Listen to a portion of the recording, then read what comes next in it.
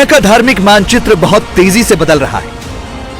Bahrain, UAE, Malaysia, Indonesia, Cambodia और श्रीलंका जैसे देशों में कई हिंदू मंदिर बन रहे हैं और कई पुराने मंदिरों का रेनोवेशन कराया जा रहा है। बहरीन और अबू धाबी इसका सबसे लेटेस्ट एग्जाम्पल है। अबू धाबी में भव्य मंदिर का काम करीब करीब पूरा हो चुका है और बहरीन में जल्द ही मंदिर का काम शुरू होने जा रहा है। ये दोनों ही मुस्लिम देश हैं। बहरीन में 70% से ज्यादा मुसलमान रहते हैं। यहाँ हिंदू आबादी 10% से भी कम है। यूएई में भी 76% से ज्यादा मुस्लिम कम्युनिटी के लोग रहते हैं। लेकिन अबू धाबी में भी भव्य हिंदू मंदिर बन रहा है। किसी मुस्लिम देश में एक के बाद एक हिंदू मंदिर बन रहे हैं, ये सुनकर ही लोग हैरान रह जाते हैं। स्वामी ब्रह्म विहारी जी ने विस्तार से जो अबू धाबी में जो मंदिर जो बन रही है उसकी कहानी हम लोगों को बताई। उन्होंने शब्द प्रयोग किया कि यह मिरेकल, और है मिरेकल। ये डिप्लोमेसी भी है, ये रिलेशनशिप भी है, ये हार्ट एंड माइंड की कहानी है। वहां के राजा की उन्होंने कहा जेनरोसिटी, पर अंत में ये सब जो है ये एक डिवाइन प्रोविडेंस की बात है। अबू धाबी की ये वही लोकेशन है जहां 55,000 स्क्वायर मीटर एरिया में भव्य मंदिर साकार हो रहा है। ये यूएई का पहला हिंदू मंदिर है जिसकी नींव प्रधानमंत्री नरेंद्र मोदी ने 2018 में रखी थी। मंदिर का निर्माण और वो भी सद्भावना के सेतु के रूप में, हम उस परंपरा में पले बढ़े हैं जहां मंदिर ये मानवता का एक माध्यम है। होली प्लेस ह्यूमैनिटी का और हार्मनी का एक कैटलिक एजेंट है। और मुझे विश्वास है कि स्थापत्य की दृष्टि से, आधुनिक टेक्नोलॉजी की दृष्टि से, मैसेजिंग की दृष्टि से ये मंदिर अपने आप में एक अनोखा तो होगा ही होगा, लेकिन विश्व समुदाय को वसुधैव कुटुंबकम जिस मंत्र को हम जिए हैं उस मंत्र का अनुभव कराने का भी अवसर प्राप्त होगा। और इसके कारण भारत की एक अपनी पहचान भी बनाने का एक माध्यम बनेगा। यूएई में 26 लाख से ज्यादा भारतीय रहते हैं। वहां की पॉपुलेशन और वहां की इकोनॉमी में हिंदुस्तानियों का कंट्रीब्यूशन काफी है।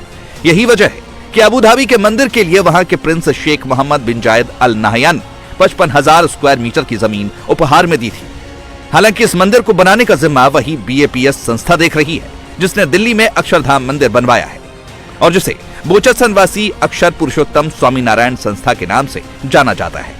2015 में जब हमारे प्रधानमंत्री जी यूएई गए और ये घोषणा हुई कि वहां ये मंदिर बनेगा, उस समय मैं विदेश सचिव था। मुझे भी उनके साथ जाने का मौका मिला और 2015 के बाद मैं पिछले 7 साल से मैं देख रहा हूं कि वो मंदिर कैसे बन रही है। 2018 में प्रधानमंत्री जी ने उसका उद्घाटन किया और गणेश चतुर्थी में उस समय स्वामी ब्रह्म विहारी जी के साथ मुझे वहां जाने का मौका भी मिला था। और जैसे उन्होंने कहा कि अबू धाबी में बनना ये तो एक मिरेकल है, अब जब हमारी अपेक्षा है कि बहरीन में भी मंदिर बनेगा, तो आप ही सोच लीजिए कि जब 2 मिरेकल होते हैं, 2 मिरेकल गल्फ में होते हैं एक के बाद एक, तो यह सचमुच मिरेकल से कुछ और बड़ी चीज। उसी वक्त में गल्फ कंट्रीज में हिंदू आस्था के दो नहीं 3 फोकल पॉइंट होंगे। पहला अबू धाबी में, जहां दिल्ली के अक्षरधाम मंदिर जैसा भव्य मंदिर होगा। दूसरा बहरीन में, जहां पर मंदिर का काम शुरू होना है। और तीसरा दुबई में, जहां करीब 64 साल बाद पहला पूर्ण हिंदू मंदिर खोल दिया गया है।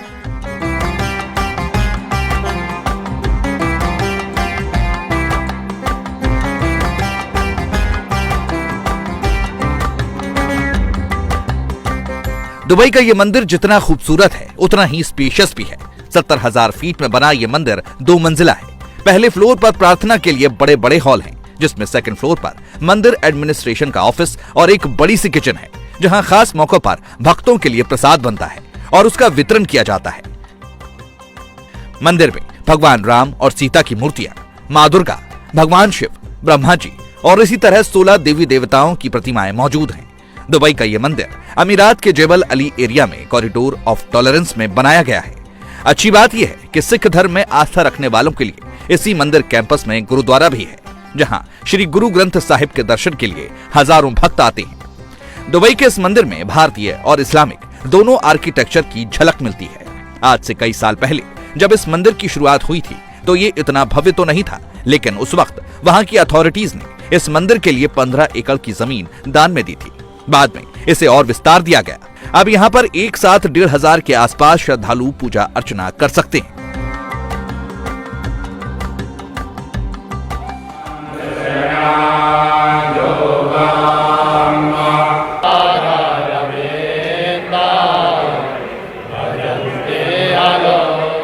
अबू धाबी में स्वामी नारायण संप्रदाय का जो मंदिर बन रहा है वो बिल्कुल दिल्ली के अक्षरधाम मंदिर जैसा नजर आएगा। ये मिडिल ईस्ट का पहला मंदिर होगा जो पारंपरिक तौर पर पत्थरों से बनाया जा रहा है। इस मंदिर को राजस्थान के गुलाबी पत्थरों से बनाया जा रहा है। बताया जा रहा है कि इसके कंस्ट्रक्शन में 850 करोड़ रुपए से ज्यादा का खर्च आने वाला है। इस मंदिर को बनाने के लिए सिर्फ यूएई के नहीं, भारत के आर्किटेक्चर ने भी अपना योगदान दिया है। इस मंदिर कॉम्प्लेक्स में भक्तों के लिए प्रार्थना हॉल होगा। उसके अलावा प्रदर्शनी हॉल, बच्चों के खेलने की जगह, theme based garden, food court भी बनाया गया है। यहाँ बुक्स और गिफ्ट की शॉप भी होंगी।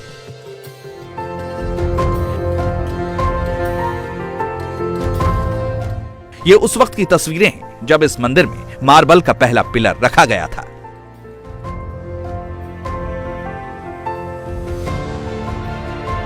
खास तो जो मंदिर का प्रथम स्तंभ है मार्बल का, उसकी स्थापना आज यहाँ यह सब अपने अरब जो भाई मित्र है जिन्होंने हमें यह सब परमिशन दी है, उन सब के हाथों से यहाँ स्तंभ का आरोपण हुआ।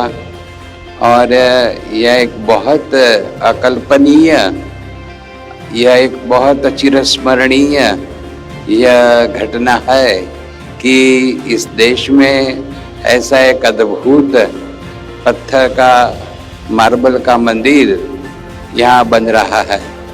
और आप सब जो भारतवासी है, आप सबको भी बहुत लाभ मिलेगा। खास करके अपनी जो भावी पीढ़ी है, सब बच्चे लोग है, किशोर है, युवान है, सबको भी यहाँ अपने जो संस्कार और संस्कृति है, अपनी जो वैल्यूज है, उसका भी सबको दीर्घ काल तक यह लाभ मिलने वाला है। ऐसी एक बहुत पवित्र घटना आज बन रही है। बहरीन मिडिल ईस्ट का दूसरा देश है जहां BAPS स्वामी नारायण संस्था पारंपरिक हिंदू मंदिर बनाने जा रही है। इस मंदिर के लिए खुद बहरीन की सरकार ने जमीन दान में दी है। ये 2019 की तस्वीरें हैं जब मोदी खुद बहरीन गए थे। पिछले साल BAPS के संत ब्रह्मा विहारी स्वामी ने बहरीन के क्राउन प्रिंस और प्रधानमंत्री सलमान बिन हमाद अल खलीफा से मुलाकात की थी, तो उन्होंने न सिर्फ PM मोदी का संदेश दिया बल्कि मंदिर के प्रोजेक्ट पर भी बात की थी। स्वामी नारायण संप्रदाय की संस्था BAPS ने दुनिया के कई हिस्सों में मंदिर बनवाए हैं और कई जगह मंदिर बनाने का प्लान है। Paris, America, south Africa, Australia और थाईलैंड ये वो देश हैं जहां कुछ साल में स्वामी नारायण संप्रदाय के मंदिर खुल सकते हैं, जो हिंदू आस्था के बड़े केंद्र होंगे। ये मंदिर जो है, ये प्रमुख स्वामी महाराज इनका सपना था, इनका प्रेडिक्शन भी था।